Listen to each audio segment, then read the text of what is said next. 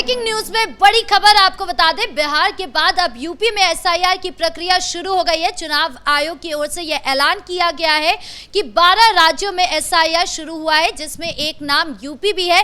लेकिन इस खबर को सुनकर अखिलेश यादव के होश उड़ गए हैं। वो लगातार बयानबाजी कर रहे हैं कि ऐसी प्रक्रिया से बीजेपी के कहने पर हो रही है, और वहीं दूसरी तरफ उन्होंने चुनाव आयोग को पत्र भी साझा कर दिया है। क्या कुछ है इस पत्र में और क्या ये पूरा बवाल बताएंगे आपको। मेरे साथ मौजूद है कैपिटल टीवी के executive editor Rajiv Singh ji. Sir, SIR की प्रक्रिया जो है यूपी में शुरू हो गई है, इसको लेकर अखिलेश यादव इतना क्यों घबराए हैं?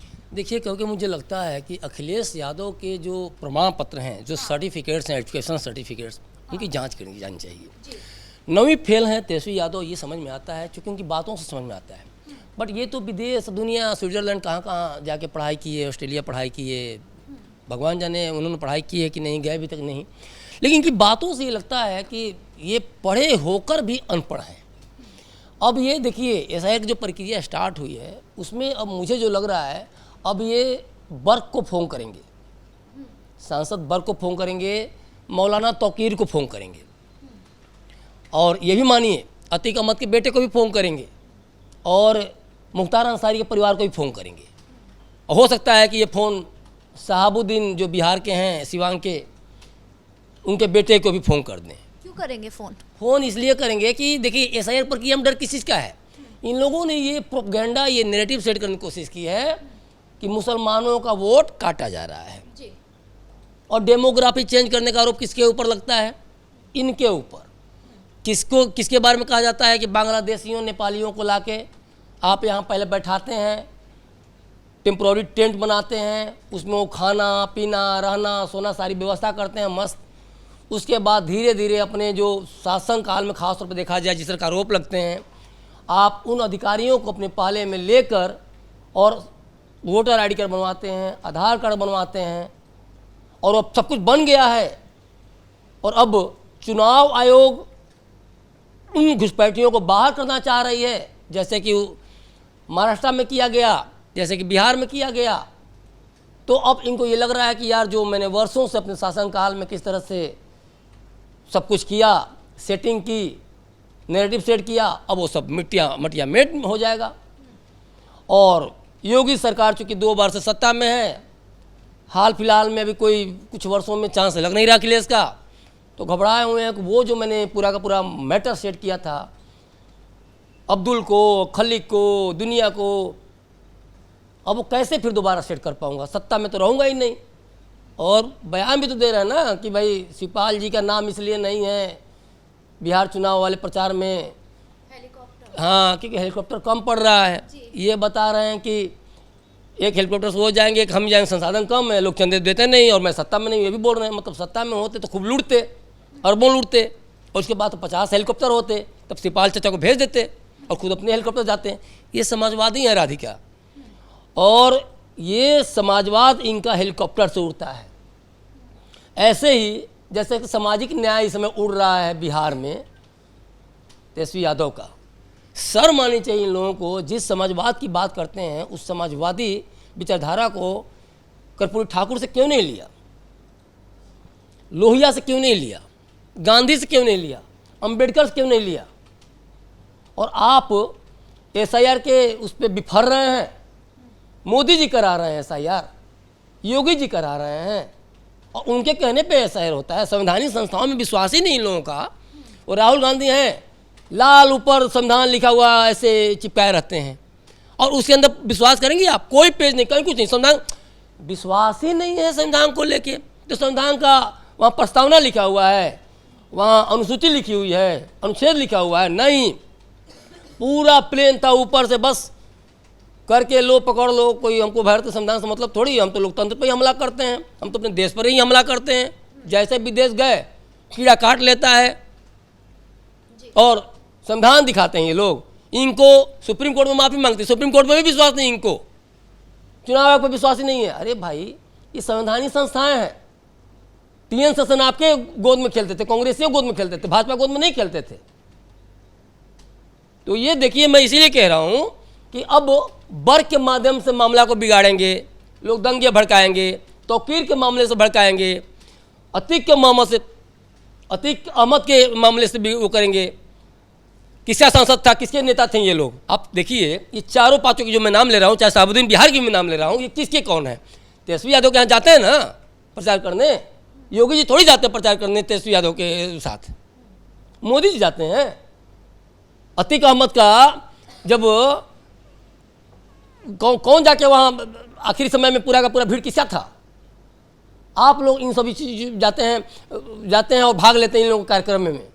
तो आप में और जो पाकिस्तान का जो लोग हैं, जो देखते हैं कि भाई जो मारा गया आतंकवादी और ताबूत लेके और पुष्पांजलि दे रहे थे, श्रद्धांजलि दे रहे थे राष्ट्रपति महोदय और सेना प्रमुख, अब क्या अंतर है आप ही लोग बताएंगे बेहतर।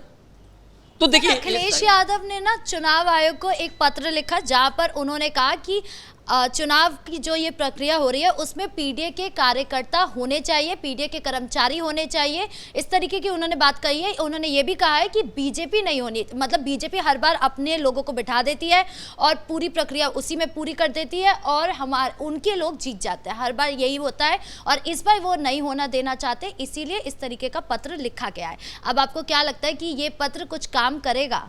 एक बात बताइए, अखिलेश यादव अपने आप को राजा हरिश्चंद्र का वंशज समझते हैं क्या? इनसे बड़ा कोई सत्यवादी नहीं है। और ये बताएंगे चुनाव आयोग को कि पीडीए को होने चाहिए कि नहीं होने चाहिए, ये बताएंगे चुनाव आयोग को कि बीजेपी इसमें है कि नहीं है, मोदी जी के इशारे पर हो रहा है कि योगी के इशारे पर हो रहा है। ये प्रोपेगेंडा फैलाते हैं ये लोग, यही कह के ये मैसेज जो, देखिए एक बात समझिए, जिन वर्गों की राजनीति की ये बात करते हैं ना, उन वर्गों के ये नेता हैं, ये सबसे बड़ी लानत की बात है, क्योंकि वे बेचारे कम पढ़े लिखे हैं, अपने अधिकारों के प्रति उतना जागरूक नहीं है, और वही काम जब योगी जी करते हैं तो इनको आफत आती है। आप देखिए, जब कोई मर गया है या कोई एक स्थान छोड़ कर दूसरी जगह चला गया है, उसका नाम अगर वोटर लिस्ट से हट रहा है तो इसमें बुराई क्या है? और ये क्या कर रहे हैं? मृत लोगों के नाम पे वोट ले रहे हैं।